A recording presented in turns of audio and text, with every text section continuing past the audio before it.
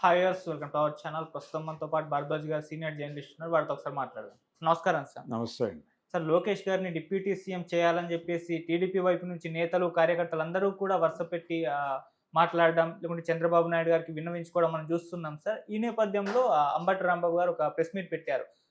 లోకేష్ గారిని deputy CM చేయడానికి అమిత్ షా గారు ఒప్పుకోలేదు, మాకు ఇన్ఫర్మేషన్ ఉంది అని చెప్పేసి ఆయన తన వర్షన్ అయితే చెప్పారు. అంటే ఇది పొలిటికల్‌గా ఆయన చెప్పారా? లేకుంటే నిజంగా బీజేపీ వైపు నుంచి ఏ రకంగా అభిప్రాయాలు ఉన్నాయి సార్ డిప్యూటీ సీఎంగా నారా లోకేష్ గారి విషయంలో? ఇప్పుడు ఒక్కడే డిప్యూటీ సీఎం ఉండాలి అనే విధానం ఏం లేదు. అవును. జగన్మోహన్ రెడ్డి గారు చాలామందికి డిప్యూటీ సీఎంలు ఇచ్చాడు. అయితే ఈ డిప్యూటీ సీఎం అనేది ఆరో వేలు. ఈ డిప్యూటీ సీఎం అనేది ఏదో ఒక ప్రత్యేకమైనటువంటి పదవిగా కనిపిస్తుంది కానీ దానికి ఉండేటువంటి అధికారాలు ఏమీ ఉండవు ప్రత్యేకంగా. ఓకే. కాబట్టి ఎందుకు అడుగుతున్నారు అనేది చూడాలి. అంటే అంబటి రాంబాబు ఇన్ఫర్మేషన్ ఉంది అని చెప్పడానికి ఇది ఎలా ఉంటుందంటే, వైఎస్ఆర్సీపీ పాలన నడుస్తున్న రోజుల్లో ఇక్కడి నుంచి ఈ వీళ్ళు వాలంటీర్ల ద్వారా కొన్ని వేల మంది అమ్మాయిలు ఇక్కడి నుంచి తరలి వెళ్ళిపోయారు. నాకు కేంద్ర ఇంటెలిజెన్స్ నిఘా విభాగాల నుంచి సమాచారం ఉంది అని ఆ రోజుల్లో పవన్ కళ్యాణ్ గారు ప్రకటించినప్పుడు, ఆ సమాచారం డిస్క్లోజ్ చేయండి, ఎలా వచ్చింది మీకు సమాచారం అని చెప్పి చాలామంది అడిగారు ఆయన. ఇది కూడా దాదాపు అలాంటిదే. అంటే మాకు కేంద్రం నుంచి సమాచారం ఉంది అని ఏదైనా చెప్పచ్చు. అమిత్ షా గారు బీజేపీకి ఏదైనా ఇబ్బంది ఉంటే ఇక్కడే మాట్లాడతారు. ఆ ఇబ్బంది ఉన్న పరిస్థితి ఏం కనబట్టలేదు. వాళ్ళు రాష్ట్ర వ్యవహారాల్లో పూర్తి స్థాయిలో సైలెన్స్ మెయింటైన్ చేస్తున్నారు. అంటే చాలా క్లియర్గా పురంధేశ్వరి గారు కూటమి ప్రభుత్వం అధికారంలోకి వచ్చిన తర్వాత ప్రత్యేకంగా మీడియా ముందుకు వచ్చి మాట్లాడిన సందర్భాలు లేవు. ఏ గందరగోళం జరిగినప్పటికీ ఆవిడ పెద్దగా స్పందించటం లేదు. పాజిటివ్ ఆర్ నెగిటివ్, కనీసం అభినందనలు తెలియజేసే కార్యక్రమాలు కూడా ఏం చేయట్లేదు. ప్రభుత్వం ఈ నిర్ణయం తీసుకుని చాలా అద్భుతంగా ఉందని కూడా ఎక్కడ అంటలేదు. మూగబోయినటువంటి వీణలాగా ఉంది భారతీయ జనతా పార్టీ ఆంధ్రప్రదేశ్ శాఖ. అది ఒక వ్యూహం. ఆ వ్యూహంలో భాగంగా వాళ్ళు అలా వ్యవహరిస్తున్నారు. అడపాదడపా ఎవరైనా బయట మీడియా అడిగిన సందర్భంలో ఏదో మాట్లాడుతున్నారు తప్ప విడిగా వాళ్ళు ప్రభుత్వ కార్యక్రమాల్లో కానీ కార్యకలాపాల్లో కానీ యాక్టివ్ రోల్ తీసుకోవాలి అని అనుకోవడం లేదు. ఒక రకమైన వ్యూహాత్మక మౌనంలో ఉన్నారు వాళ్ళు. కాబట్టి అంబటి రాంబాబు గారు ఏదో చెప్పాడు అంతే, అంతకు మించి అందులో వాస్తవం ఉందని నేను అనుకోవడం లేదు. అయితే ఉప ముఖ్యమంత్రి పదవి లోకేష్కి ఇవ్వాలి అనే దానిలో దీనికంటే కూడా కీలకమైనటువంటి పరిణామం ఏంటంటే, పిఠాపురంలో వర్మ గారు మీడియా ముందుకు వచ్చి లోకేష్ని ఉప ముఖ్యమంత్రిని చేస్తే తప్పే ఉంది అని అడిగాడు ఆయన. మరి ఆయన 1 కోటి మంది పైగా సభ్యత్వం చేర్పించాడు లోకేష్ గారు. తర్వాత యువగళం పాదయాత్రలో అంత దూరం నడిచాడు ఆయన. కాబట్టి ఆయన సేవలకి గుర్తింపు ఉండాలి కదా. ఆ గుర్తింపునిస్తూ ఆయనకు పదవిని ఇవ్వటంలో తప్పే ఉంది, పదవి ఇవ్వమని అడగటంలో తప్పే ఉంది అని ఆయన చాలా క్లియర్గా ప్రపంచం ముందుకు వచ్చి మాట్లాడాడు. ఆ మాట్లాడే క్రమంలో దీనికి విపరీతార్థాలు తీయకండి అని కూడా అడిగాడు, రిక్వెస్ట్ చేశాడు. 2-3 సార్లు అన్నాడు ఆ మాట. అంటే అక్కడ ఒక ప్రమాదం ఉంది. ఆయన పిఠాపురంలో కూర్చుని మీడియాతో మాట్లాడుతూ లోకేష్ను ఉప ముఖ్యమంత్రిని చేయమని అంటాం అనేది ఎలా లీడ్ అవుతుంది, ఏ వార్తకు లీడ్ అవుతుంది అనేది తనకు ఒక జ్ఞానం ఉంది. అంటే పవన్ కళ్యాణ్ని తప్పించి లోకేష్ను ఉప ముఖ్యమంత్రిని చేయమని నేను అడుగుతున్నానని అనుకునే ప్రమాదం ఉంది, అలా అనుకోకండి అని చెప్పడం ఆయన ఉద్దేశం. ఒకళ్ళ కాకుండా ఇద్దరిని ఉప ముఖ్యమంత్రులుగా పెట్టడం వలన ప్రమాదం ఏమి ఉండదు. కాబట్టి లోకేష్కి కూడా తగిన ప్రాధాన్యత ఇచ్చినట్టుగా కనిపిస్తే కేడర్ సంతృప్తి పడుతుంది అనేది ఆయన ఇంటెన్షన్. ఓకే. పవన్ కళ్యాణ్ని నేను కాదంటలేదు, పవన్ కళ్యాణ్ని తీసేసి అని నా ఉద్దేశం కాదు అనేది అర్థం చేయించడం కోసం వర్మ గారు కొంత తిప్పలు పడ్డాడు. ఇదే అభిప్రాయం చాలామందికి ఉంది. అంటే లోకేష్కు ఒక ప్రాముఖ్యత ఇవ్వటం మాత్రమే కాదు, అతనికి పార్టీ పగ్గాలు ప్రభుత్వ పగ్గాలు నెమ్మదిగా అప్పచెప్పడం అవసరం. వచ్చే ఎన్నికలకి సమాయత్తం చేయాలి.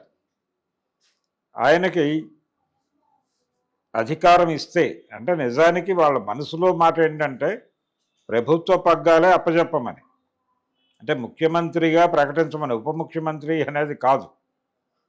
తెలుగుదేశం శ్రేయోభిలాషుల మనసులో మాట లోకేష్ను ముఖ్యమంత్రిని చేసి చంద్రబాబు నాయుడు గారి అడ్వైజర్గా ఉంటే బాగుంటుంది. అంటే రూలింగ్లో ఉన్నప్పుడే తన్ని తాను కరెక్ట్ చేసుకోవడానికి అవకాశాలు దొరుకుతాయి. అందుకని ఇప్పుడే చేసేయచ్చు కదా అనేది.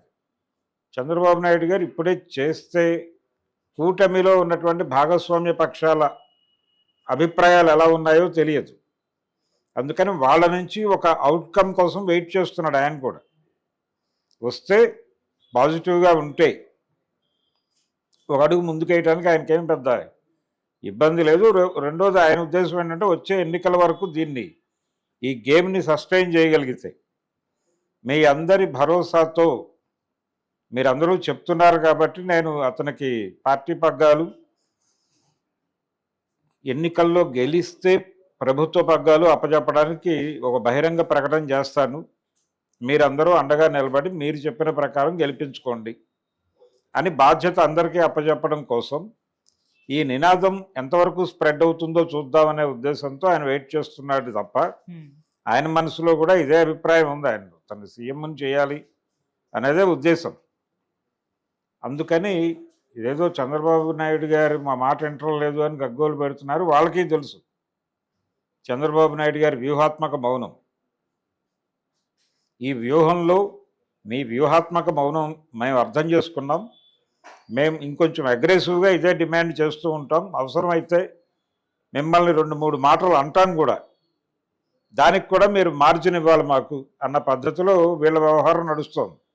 ఎవరెవరైతే ఫోర్ ఫ్రంట్లో ఉండి లోకేష్ని ముందుకు తీసుకురావాలి అని మాట్లాడుతున్నారో వీళ్ళందరి మనసులో మాట అదే.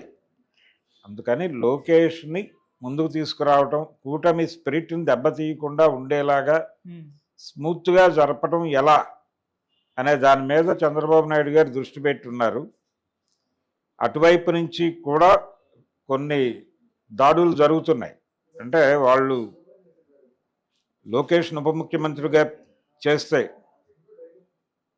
మనం ఈ కూటమిలో ఉండాలా, లేదు బయటికి వెళ్ళి తిరుగుబాటు జెండా ఎగరేయాలా అనే విషయంలో జనసేనకి వెన్నెముకగా ఉంటున్నటువంటి కాపు సామాజిక వర్గం, కాపు కమ్యూనిటీ అనే పేరుతో కొంత హడావిడి చేస్తోంది బయట. అందుకని అటువైపు కూడా యుద్ధం, మేము ఖాళీగా లేము, మేము కూడా యుద్ధానికి సిద్ధమే అనే ఇండికేషన్స్ ఇచ్చేశారు. ఓకే, దీన్ని సమన్వయపరిచి ప్రభుత్వం ఇబ్బంది పడకుండా ముందుకు తీసుకెళ్ళాలి ఎలా అనే దాని మీద చంద్రబాబు నాయుడు గారు కసరత్తులు చేస్తున్నాడు. అది ఒక కంక్లూజన్కి వచ్చేస్తే ఇప్పుడు చేస్తాడా వచ్చే ఎన్నికల్లో చేస్తాడా అనేది ఆయన ఇష్టం. కానీ ఈ నినాదం అలాగే లైవ్లో సస్టైన్ అయి ఉండాలని ఆయన కూడా అనుకుంటున్నాడు. అందుకని కర్ర వెరగకుండా పాము చావకుండా దీన్ని 3 ఏళ్ల పాటు సస్టైన్ చేసి ఎలక్షన్కి వెళ్తారు. ఈ నినాదాలు వర్మ స్థాయిలోనే చేయిస్తున్నారు అంటే వచ్చే ఎన్నికల్లో డెఫినెట్గా లోకేష్కి పార్టీ పగ్గాలు ప్రభుత్వ పగ్గాలు అప్పచెప్పే ప్రకటన చేస్తాడనేది అర్థం. సార్, ఇప్పుడు జనసేన వాళ్ళు కాస్త అసంతృప్తి వ్యక్తం చేస్తున్నారు కదా, అంటే లోకేష్ గారిని డిప్యూటీ సీఎం చేయాలన్న ఒక నరేషన్ పైన ఈ టీడీపీ వైపు నుంచి కూడా కాస్త కౌంటర్ అటాక్లు స్టార్ట్ అయ్యాయి సార్.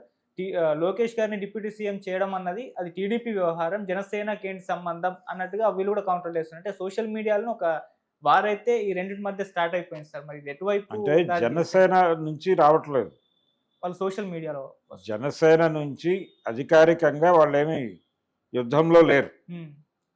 నేను చెప్పాను కదా ఇందాక, కాపు కమ్యూనిటీ అనే పేరుతోనో ఇంకొక పేరుతోనో అలాంటి చర్చ చేస్తున్నారు తప్ప కాన్షియస్గా వాళ్ళ పార్టీ వైపు నుంచి అధికారిక స్వరం అయితే రాలేదు బయటికి, హోల్డ్ చేసి ఉంచారు.